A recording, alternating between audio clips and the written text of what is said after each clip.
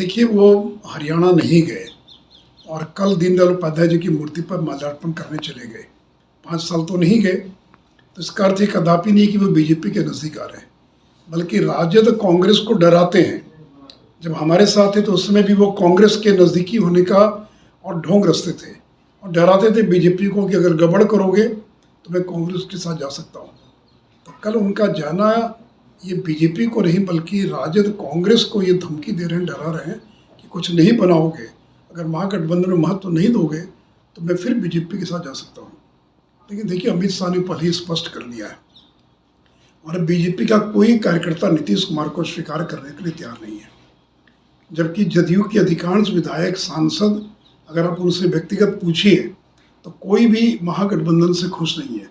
कोई भी तेजस्वी यादव को मुख्यमंत्री का अपना उत्तराधिकारी बनाए जाने से खुश नहीं है। वो अधिकांश लोग चाहते हैं कि फिर बीजेपी के साथ नीतीश कुमार चले जाएं और भाजपा जदयू की सरकार बने।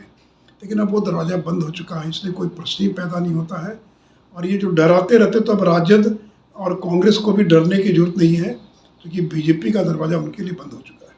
तो कुछ लोग चाहते हैं, आपने कहा था कि गवर्नर बना दिया देखिए, गठबंधन टूटने के पहले भी उनके लोगों का मैसेज आता था और अभी भी उनके लोगों का मैसेज आता है कि कुछ बना दीजिए, कुछ ओहदा दे दीजिए, गवर्नर बना दीजिए तो मामला जम सकता है। अब क्यों बनाएगी बीजेपी?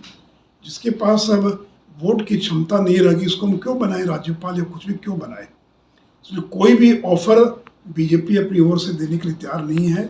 न उनकी ओर से भी कोई बात अगर आ रही तो हम लोगों ने साफ बता दिया कि कोई प्रश्न ही पैदा नहीं होता। वो जहाँ हैं वहीं रहें, उसी गठबंधन में रहें।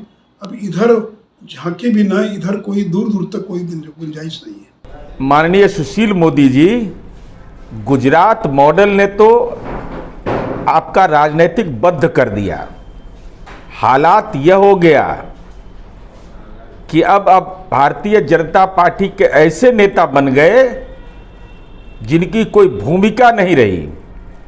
और माननीय नीतीश कुमार जी आज़ाद बिहार के सबसे ज़्यादा दिनों तक रहने वाले मुख्यमंत्री हैं।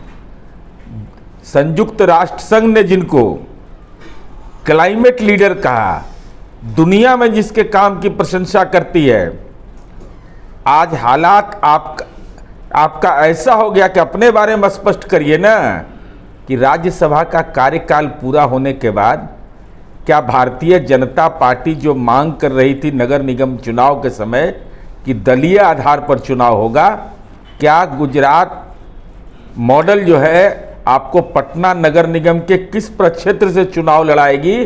क्या हालात ऐसे दुर्दी नगर पहुंच गए हैं आपके, तो आपकी दुर्दशा देखी न जाए।